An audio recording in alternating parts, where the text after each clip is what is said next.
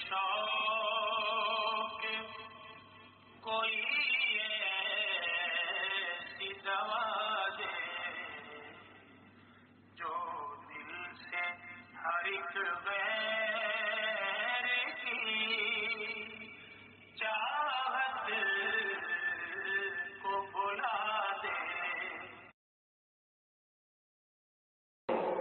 مدینے میں یہ حال تھا کہ سارے لوگ اللہ کے نبی علیہ السلام کی دید و زیارت کے لیے مشتاق ہیں، بے چین ہیں، لیکن اس زمانے میں موبائل فون نہیں تھا اور ادھر سے ادھر خبر کے پہنچانے کے ایسے وسائل اور ذرائع موجود نہیں تھے کہ پل پل کی خبر پہنچ جائے۔ بہت دیر میں خبریں پہنچا کرتی تھی۔ اب انہیں پتہ نہیں کہ اللہ کے نبی علیہ السلام نکل تو چکے ہیں، انہیں خبر تو مل گئی تھی، لیکن کب پہنچیں گے، کون سے ٹائم پہنچیں گے، کون سے دن میں پہنچیں گے، یہ ظاہر بات ہے پتہ نہیں چل رہا تھا۔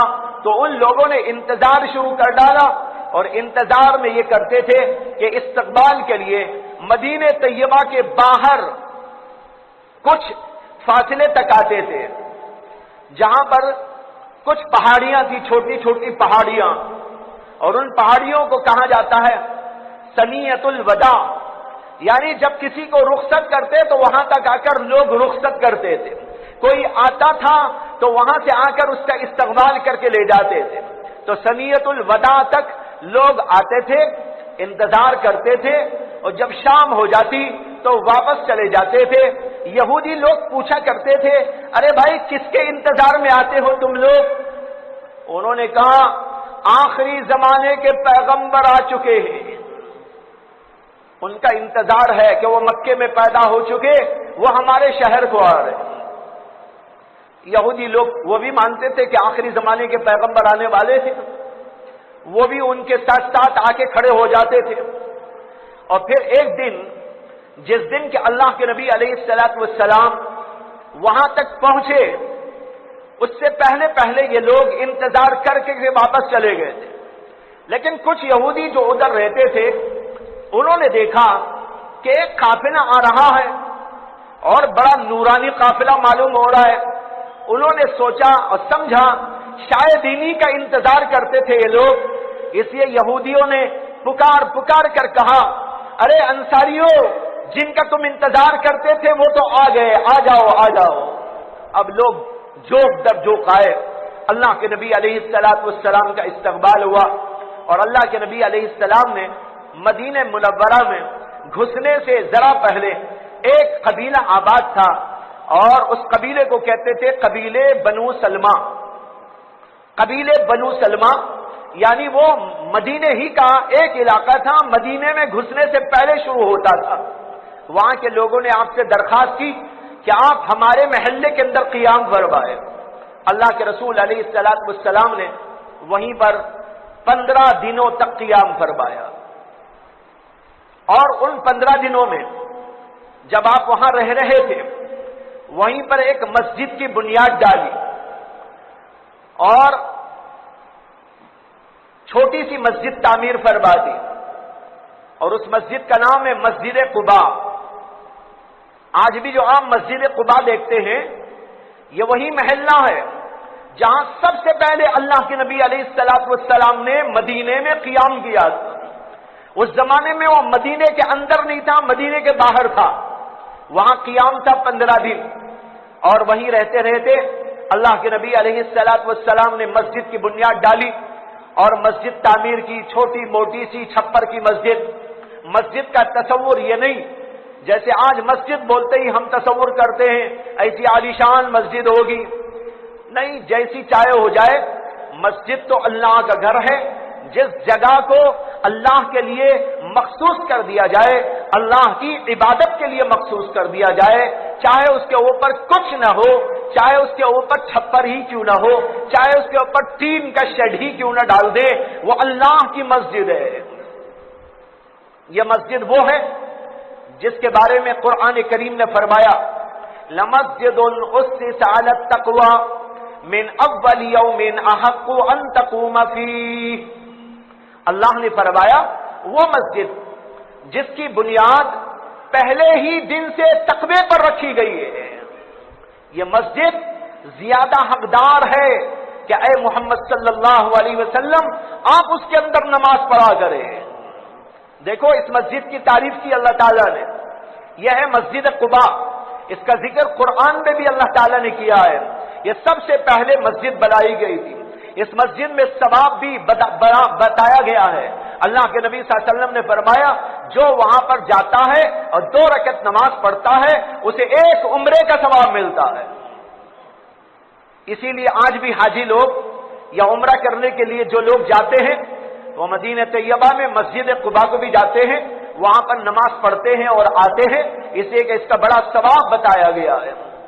بہرحال اس کے بعد اللہ کے نبی علیہ الصلوۃ والسلام نے مدینے کے اندر جانے کا ارادہ فرمایا تو آپ نے اپنے ننیالی رشتہ داروں کو, یا آپ کے ذہن میں ہونا چاہیے کہ اللہ کے نبی علیہ الصلوۃ والسلام کی والدہ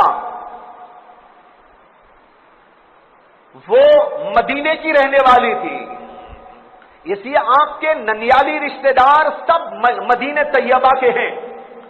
تو وہاں اللہ کے نبی نے پیغام بھیجا کہ وہ لوگ آ جائیں.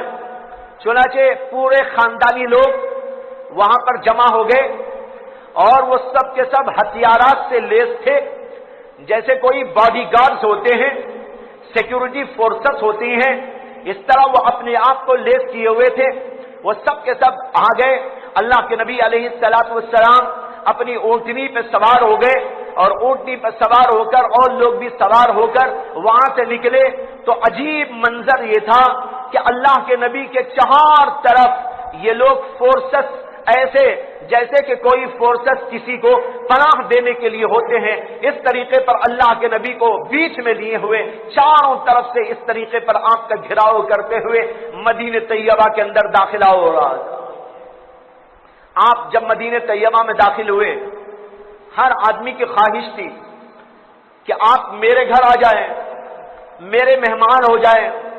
بڑے بڑے لوگ وہاں موجود تھے اور بڑے بڑے مالدار لوگ بھی موجود تھے. انصاریوں کے اندر بڑے مالدار قسم کے لوگ بھی گزرے ہیں.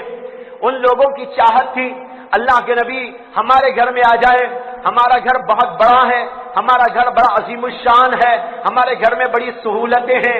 ہر آدمی کی خواہش تھی, پیشکش کی جا رہی تھی اے اللہ کے نبی آپ میرے گھر آ جائیں. لیکن آپ نے کہا کہ مجھے کہاں ٹھہرنا ہے اس کا فیصلہ آسمانوں سے ہوگا. میں اپنی طرف سے کوئی فیصلہ نہیں کر سکتا, میں اللہ کے حکم کے انتظار میں ہوں. اس لیے مجھ کو چھوڑ دو اور میری اونٹنی کو بھی چھوڑ دو. جہاں یہ اونٹنی جائے گی بیٹھ جائے گی سمجھا جائے گا کہ وہاں مجھ کو اترنے اور رہنے کا حکم دیا گیا. اب سارے لوگ دیکھ رہے تھے اللہ کے نبی جا رہے ہیں اور سارے لوگ اللہ کے نبی کے ساتھ چل رہے. کہاں بیٹھے گی اونٹنی پتہ نہیں. چلتے چلتے چلتے چلتے وہ حضرت ابو ایوب انصاری رضی اللہ عنہ کے مکان کے پاس میں جا کے بیٹھ گئے. ایوب انصاری کا مکان وہاں تھا جہاں آج مسجد نبوی ہے. مسجد نبوی کے بالکل بازو وہیں ان کا مکان تھا. وہاں پر جا کر اونٹنی بیٹھ گئی. اللہ کے نبی علیہ الصلوۃ والسلام اترے, دیکھا کہ ابو ایوب انصاری کا مکان ہے. ابو ایوب انصاری نے کہا یا رسول اللہ یہ مکان میرا ہے, اونٹنی یہاں بیٹھی ہے, لہذا آپ میرے مکان پہ تشریف لائے. اللہ کے نبی علیہ السلام حضرت ابو ایوب انصاری کے مکان میں تشریف لے گئے. ابو ایوب انصاری کے مکان کے 2 حصے تھے, ایک حصہ نیچے کا, ایک حصہ بالائی اوپر والا. 2 حصوں میں ان کا مکان تھا. اوپر کا جو حصہ تھا وہ حصہ انہوں نے اللہ کے نبی علیہ الصلوۃ والسلام کے لیے مخصوص کر دیا تھا کہ اگر آپ تشریف لائیں تو یہاں پر رہے. لیکن اللہ کے نبی صلی اللہ علیہ وسلم نے چاہا کہ مجھے اوپر نہیں نیچے رہنا ہے. کیوں؟ آپ نے یہ چاہا کہ اگر اوپر رہوں گا تو ان کا گھر پہلے آئے گا, یہاں سے لوگ مجھے ملنے اوپر آئیں گے, نیچے والوں کو تکلیف گزرے گی. یہاں پر عورتیں بھی ہوں گی, یہاں پر بچے بھی ہوں گے, کبھی وہ کھا رہے ہوں گے, کبھی پی رہے ہوں گے, کبھی سو رہے ہوں گے, کبھی اور بھی ضرورتیں ہوں گی. یہاں سے لوگ میرے طرف اوپر ملنے کے لیے آتے وہ جاتے رہیں گے, گھر والوں کو بڑی تکلیف ہوگی. آپ نے کہا نہیں, مجھے اوپر نہیں نیچے رہنے دو, اس لیے تم لوگ اوپر ہو جاؤ. لیکن اس زمانے میں اوپر نیچے کے جو مکانات ہوتے تھے وہ ایسے نہیں جیسے کہ آج کل کے مکانات ہوتے ہیں, بلکہ اوپر تختے ڈال دیے جاتے تھے. تختوں سے, جیسے ہم نے بھی دیکھا ہے بہت ساری جگہ, آج کل بھی آپ کو کہیں کہیں مل جائیں گے کہ اوپر کا حصہ جو ہے وہ تختوں کا بنا ہوا ہے. تو تختوں کا بنا ہوا تھا اوپر والا حصہ. اللہ کے نبی علیہ السلام نے فرمایا تم لوگ اوپر رہو, ہم لوگ نیچے رہ جائیں گے. حضرت ابو ایوب انصاری کی خواہش یہ تھی کہ اللہ کے نبی اوپر رہے. کیوں؟ تاکہ اللہ کے نبی کو سہولت ہو, اللہ کے نبی علیہ السلام کو کوئی ڈسٹرب نہ کرے, اللہ کے نبی کی خدمت میں لوگ بار بار آ کر پریشان نہ کریں. اور دوسری بات انہوں نے یہ بھی سوچی کہ اگر ہم اوپر رہیں گے, ہمارے بچے بھی رہیں گے, اور اوپر ہے تختے رکھے ہوئے, اگر وہاں پانی پڑ گیا تو نیچے پانی آ جاتا ہے. اگر اللہ کے نبی نیچے ہو اور وہ پانی اوپر سے گرے اور اللہ کے نبی پر پڑے, یہ بات تو اچھی نہیں ہوگی. لیکن اللہ کے نبی نے کہا نہیں, مجھے تو نیچے رہے گا. خیر, مسئلہ طے ہو گیا کہ اللہ کے نبی نیچے رہیں گے, گھر والے اوپر چلے جائیں گے. چنانچہ اس کے بعد بالکل ایسے ہی واقعہ پیش آیا کہ وہاں اوپر کام کر رہی تھی عورتیں, اور جو ہے کام کرتے کرتے پانی گر گیا لوٹے سے, اور وہ پورا پانی نیچے کی طرف جانے لگا. فوراً انہوں نے کمبل لا کے ڈال دی اور پورے کمبل کے اندر پانی کو جذب کر لیا تاکہ اللہ کے نبی علیہ السلام کو تکلیف نہ ہو. بہرحال اللہ کے نبی علیہ السلام کا قیام ان کے مکان میں ہوا, اور لوگ جوک در جوک آنے لگے, اور اللہ کے نبی علیہ السلام سے ملاقاتوں کا سلسلہ جاری ہوا, اور لوگ استفادہ کرنے لگے. لیکن جب اللہ کے نبی بیٹھے ہوئے تھے تو ایک طرف صدیق اکبر بیٹھے تھے, اور ایک طرف اللہ کے نبی علیہ السلام بیٹھے ہوئے تھے, اور بالکل سب جیسے معمولی بیٹھتے ہیں ویسے ہی بیٹھے تھے. اللہ کے نبی علیہ السلام کے لیے کوئی الگ سے قالین یا الگ سے ان کے لیے کوئی جگہ بنائی ہوئی نہیں تھی. لوگ آتے تھے دیکھتے تھے تو ابو بکر کو سمجھ جاتے تھے کہ یہ ہوں گے شاید حضور اقدس صلی اللہ علیہ وسلم, ان سے ہی ملاقات کرنے لگتے تھے. وجہ یہ تھی کہ اللہ کے نبی علیہ السلام سے بھی ذرا عمر میں بڑے لگتے تھے ابو بکر صدیق, اس لیے لوگوں کا خیال یہ ہوتا تھا کہ شاید یہ ہوں گے حضور, اس لیے ملاقات کے لیے ادھر ہی جاتے تھے. جو بھی آ رہا ہے ملاقات ان سے کر رہا, حضور سے کوئی ملاقات نہیں کر رہا ہے. لیکن ابو بکر صدیق نے بھی خاموشی اختیار کر لی. کہتے ہیں خاموشی اس لیے اختیار کر لی کہ ہاتھ بڑا بڑا کر مسافہ کرنے میں حضور کو تکلیف ہوگی, وہ تکلیف میں ہی برداشت کر لوں, حضور آرام ہی کرتے رہے. کہتے ہیں اس وقت تک حضور کو آرام کرنے دیا اور لوگوں کو نہیں بتایا کہ بھائی حضور یہ ہے میں نہیں ہوں. لیکن اس کے بعد غلط فہمی کا ازالہ بھی چاہیے تھا, اس لیے جب حضور بیٹھے ہوئے تھے تو کچھ دیر کے بعد دھوپ کی شعائیں حضور کے چہرے انور پہ پڑنے لگی. تو حضرت ابو بکر صدیق فوراً اٹھ کے کھڑے ہو گئے, اور کھڑے ہو کر انہوں نے حضور کو سایہ دینا شروع کر دیا, یعنی کپڑا پکڑ کے کھڑے ہو گئے. تب لوگوں کو معلوم ہوا کہ بھئی حضور تو یہ ہیں ابو بکر صدیق یہ. تب تک لوگوں کو یہ غلط فہمی رہی. بہرحال یہ قصہ بھی ہوا. اس طریقے پر اللہ کے نبی علیہ السلام ابو ایوب انصاری کے مکان میں فروکش ہوئے, اور جب تک کہ اللہ کے نبی علیہ السلام نے دوسرا اپنا کوئی انتظام نہیں فرمایا اس وقت تک انہی کے مکان میں رہے. لیکن یہاں پر ایک عجیب و غریب روایت ہے, اس کو آپ کو سنا دینا بہت ہی مناسب ہے. وہ یہ ہے کہ یہ مکان جو ابو ایوب انصاری رہا کرتے تھے, یہ مکان دراصل بنایا تھا ایک بادشاہ نے جس کو تبا کہا جاتا ہے. تبا ایک بادشاہ گزرا ہے. یہ بادشاہ حضرت سیدنا ابراہیم خلیل اللہ علیہ السلام کے زمانے کا ہے. ابراہیم خلیل اللہ علیہ السلام کے زمانے کا بادشاہ, اور اس کے علم میں یہ بات تھی کہ حضور اقدس صلی اللہ علیہ وسلم جو آخری زمانے کے بادشاہ ہیں، وہ آخری زمانے کے نبی ہیں، وہ آنے والے ہیں، اس کا ایک دفعہ سفر ہوا، اپنے علاقے سے سفر کرتے کرتے کرتے وہ مدینہ طیبہ آیا۔ مدینہ طیبہ کے بارے میں اس کو معلوم ہوا تھا آخری زمانے کے پیغمبر حضرت محمد الرسول اللہ صلی اللہ علیہ وسلم اپنے آخری زمانے میں یہیں آ کے قیام کرنے والے۔ جب اس کے علم میں یہ بات آئی تو اس نے کہا کہ میں ان کے لیے ایک مکان بنانا چاہتا ہوں۔ اس نے آرڈر دیا کہ ایک مکان بناؤ، نیچے اوپر 2 حصوں پر مشتمل، اور پھر اس کے بعد ایک تحریر لکھی۔ تحریر لکھ کر اس میں کسی کو بتایا اور کہا تم اس مکان کو سنبھال کے رکھنا، اور میری یہ دستاویز یہ لکھ کے دے رہا ہوں کہ یہ محمد صلی اللہ علیہ وسلم کے لیے میں نے بنایا ہے، اور میری یہ وصیت تم قبول کرو اور اس کے اندر رہو، اور تمہارے بعد تمہاری نسل کو دو، تمہارے بعد ان کے بیٹے کو دو، ان کے بعد ان کے بیٹے کو دو، یہاں تک کہ تمہاری ہی نسل میں چلتے چلتے آخری میں جب محمد صلی اللہ علیہ وسلم آئے ان کو یہ دے دینا، ان کا یہ مکان ہوگا۔ کہتے ہیں کہ ابو ایوب انصاری اسی خاندان کے آدمی تھے، اسی خاندان سے ان کی نسبت تھی، اس آدمی کو انہوں نے دیا تھا، اسی کی نسل میں چلتے چلتے چلتے ابو ایوب انصاری آئے۔ ابو ایوب انصاری کے پاس وہ دستاویز موجود تھی جو تبا بادشاہ نے لکھی تھی، وہ حضور کو انہوں نے پیش کی اور کہا حضور یہ میرا مکان نہیں، یہ آپ ہی کا مکان ہے، ہمارے خاندان والوں نے سامان سنبھال کر آپ تک پہنچا دیا ہے، یہ لیجئے اپنا۔ یہ کہہ کر حضور اقدس صلی اللہ علیہ وسلم کو انہوں نے پیش کر دیا۔ یہ ہے ہجرت کا واقعہ، تفصیل کے ساتھ 3 جمعہ میں آپ کو سنا دیا گیا۔ اس واقعے میں جگہ جگہ عبرت کی چیزیں موجود ہیں۔